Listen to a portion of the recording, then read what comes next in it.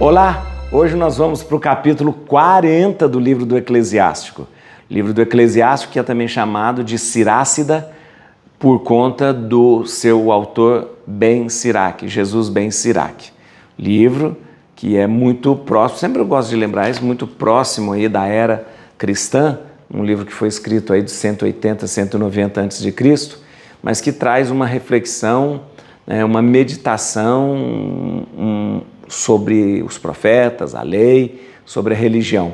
E de uma forma muito contundente, porque foi escrita numa época de grande perseguição e de grande perigo para a fé do povo de Deus, porque ali existia muita interferência da cultura grega da religião grega, da filosofia grega. Então, sempre é um convite a se manter firme ali na fé. O texto hoje, o capítulo 40, ele tem 4 momentos bastante definidos. Eu gosto sempre de falar e trazer para você o que trata o capítulo, porque geralmente os capítulos do livro do Eclesiástico, eles trazem coisas do dia a dia, coisas que a gente convive do dia a dia, muito do cotidiano. Então vamos lá, presta atenção numa coisa. O texto é muito, muito interessante porque ele começa falando da miséria humana, da condição humana. Logo depois, a gente vai falar sobre os bens que são falsos e verdadeiros. Depois, vamos falar do temor de Deus, o temor de Deus. E é interessante lembrar que o temor de Deus é sempre o tema central, desse livro. E depois a gente termina o livro falando, sobre a mendicância. Cuidado, para não viver a sua vida na mendicância. Tá bom? Vamos lá? Então vamos fazer o seguinte, você vai dar um like no vídeo agora, isso, vai se inscrever no canal. Se você já se inscreveu, muito obrigado. Chame mais pessoas para fazer essa caminhada com a gente e quero lhe dizer uma coisa, obrigado pelos comentários que vocês sempre deixam, muito obrigado. Eu leio todos, quase eu não consigo responder todos, por isso eu venho aqui dizer para você e dar uma satisfação que eu leio e mais rezo por vocês, tá bom? Vamos lá? Bíblia na mão, Espírito Santo no coração. Vamos começar então. Capítulo 40. Uma grande inquietação foi imposta a todos os homens, e um pesado jugo acabrunha os filhos de Adão, desde o dia que saem do seio materno até o dia em que são sepultados no seio da mãe comum. Seus pensamentos, os temores do seu coração, a apreensão do que esperam e o dia que tudo acaba, desde o que se senta num trono magnífico até o que se deita sobre a terra e a cinza, desde o que veste púrpura e ostenta coroa até aquele que só cobre-se de pano. Furor, ciúme, inquietação, agitação, temor da morte, cólera persistente e querelas. E na hora de repousar no leito, o sono da noite perturba-lhe as ideias. Ele repousa um pouco, tão pouco que é como que se não repousasse. E no mesmo sono, como uma sentinela durante o dia, é perturbado pelas visões do seu espírito, como um homem que foge do combate. No momento em que se julga em lugar seguro, ele se levanta e admira-se do seu vão temor. Assim acontece a toda criatura, desde os homens até os animais, mas para os pecadores é 7 vezes mais. Além do mais, a morte, o sangue, as querelas, a espada, as opressões, a fome, a ruína e os flagelos foram todos criados para os maus, e foi por causa deles que veio o dilúvio. Tudo que vem da terra voltará à terra, como todas as águas regressam ao mar. Todo presente e todo bem mal adquirido perecerão. A boa-fé, porém, subsistirá eternamente. As riquezas dos injustos secarão como uma torrente, elas assemelham-se a uma trovoada que estala na chuva. O homem se regozija quando abre a mão, mas no fim os prevaricadores serão aniquilados. A posteridade dos ímpios não multiplicará os ramos, as raízes impuras agitam-se no alto de um rochedo.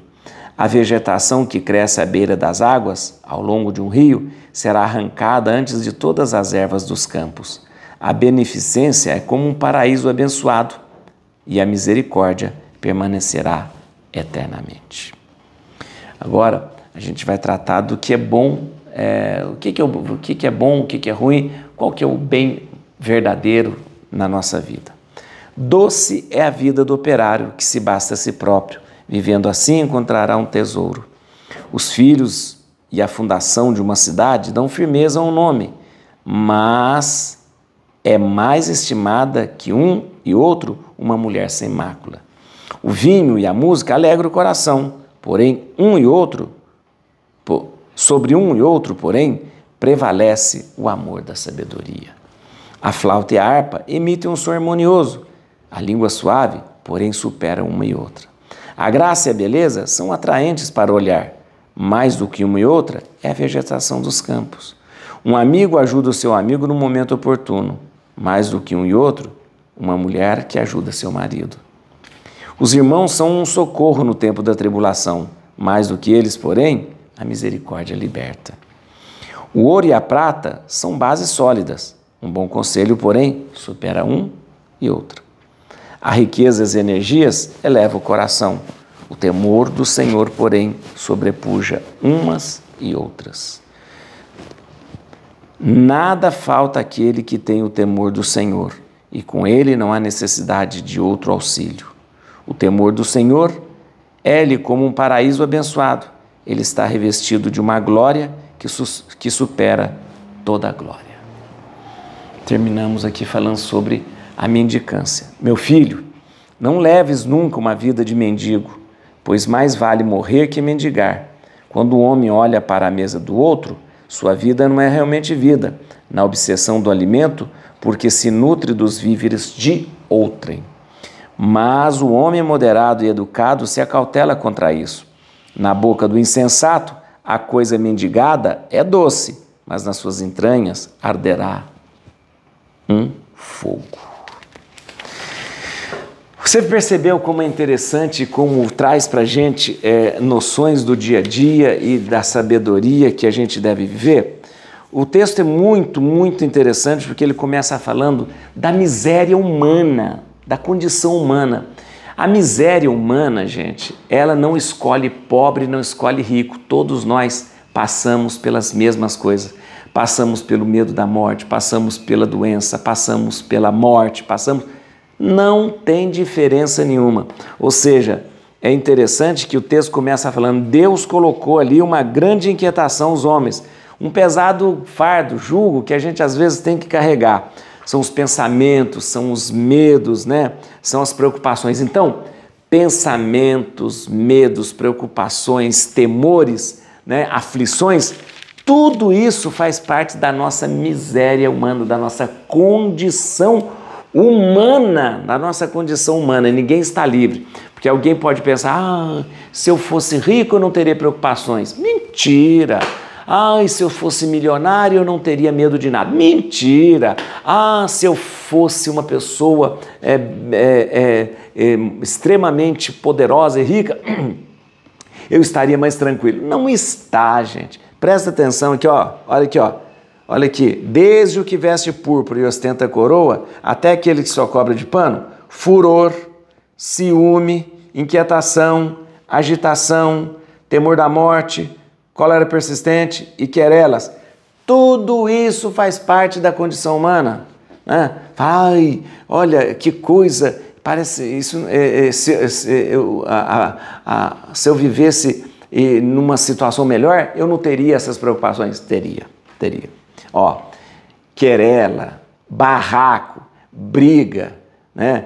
Tudo isso, né? Medo, né? Desavença, à noite não conseguir dormir, tudo isso é parte da nossa condição humana, da nossa miséria humana. E, trocando em miúdo, faz parte do pecado original que nós carregamos, trazemos, tudo aquilo que o pecado desconcertou, tudo aquilo que o pecado desarmonizou na minha vida. Então, todo mundo, independente de ser pobre ou rico, independente de ser rei ou plebeu, independente de ser da alta sociedade ou de qualquer classe social, todo mundo tem as mesmas preocupações, todo mundo tem os mesmos medos, todo mundo tem as mesmas fraquezas, todo mundo. Não se engane com isso, viu? E ainda coloca aqui, ó, e na hora de repousar no leito, o sono da noite perturba-lhe as ideias.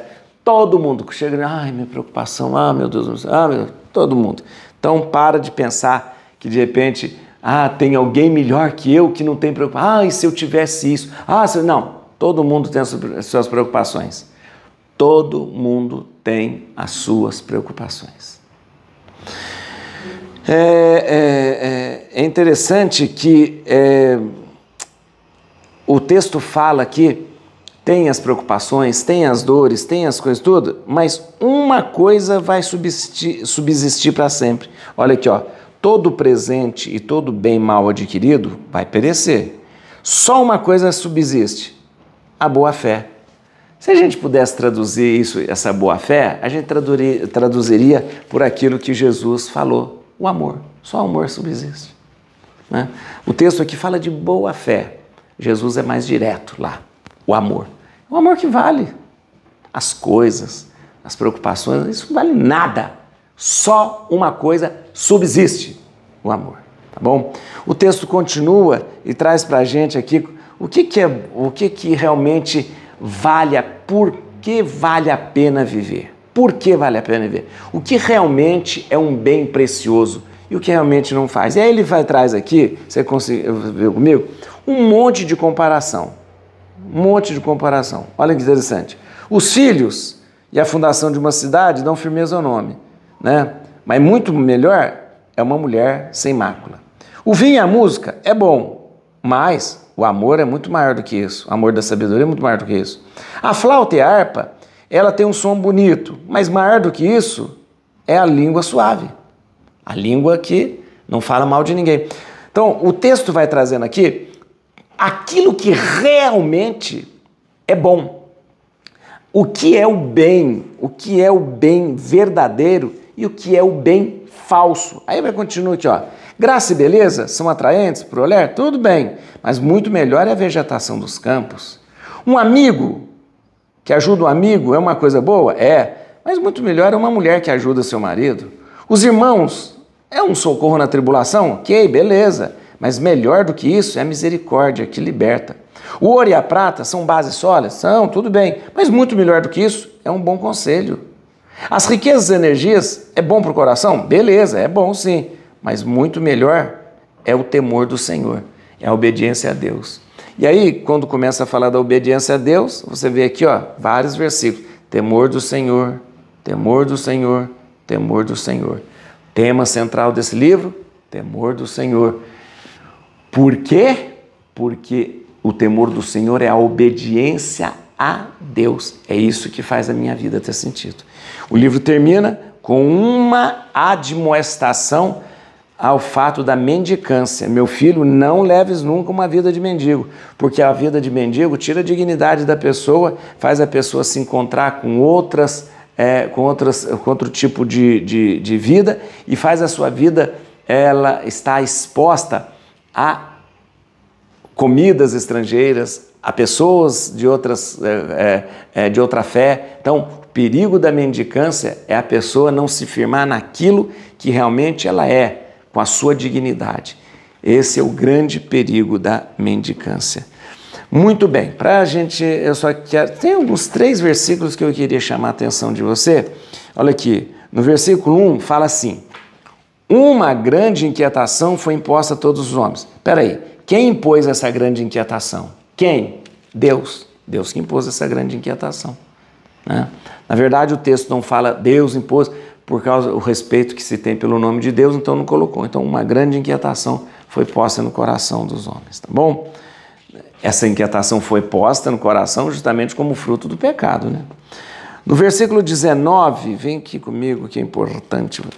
19, quando fala da cidade, aqui. Os filhos e a fundação de uma cidade dão firmeza ao nome. Só para lembrar, antigamente, quando você fundava uma cidade, você dava o seu nome naquela cidade. A gente tem uns exemplos que a gente conhece. Alexandria é uma cidade fundada por Alexandre Magno. Antioquia é uma cidade fundada por Antíoco, né? Então, quando você fundava uma cidade, você dava o seu nome para perpetuar o seu nome, né? E no versículo 30, interessante lembrar aqui sobre a questão da mendicância. Quando um homem olha para a mesa do outro, sua vida não é realmente vida na obsessão do alimento, porque se nutre dos víveres de outrem. Peraí, o texto está escrito assim: porque ele mancha sua alma com comidas estrangeiras. Aqui, o texto original fala: cuidado a pessoa que vive mendigando, porque ele começa a mendigar e por causa da fome ele começa a comer comidas estrangeiras, ou seja, comidas que não eram permitidas para um judeu piedoso comer. Então essa preocupação, né? Você sabe que no Levítico é proibido comer carne de porco, é proibido comer camarão, lagosta. Então, de repente, uma pessoa que vive na mendicância, o perigo dela viver na mendicância é que ela começa a sujar a sua alma com comidas de estrangeiros, tá bom? É uma demonstração mais prática aqui. Et crucem Domini fugit partes adversae, vite teleu detribuda, radix Davide. Aleluia.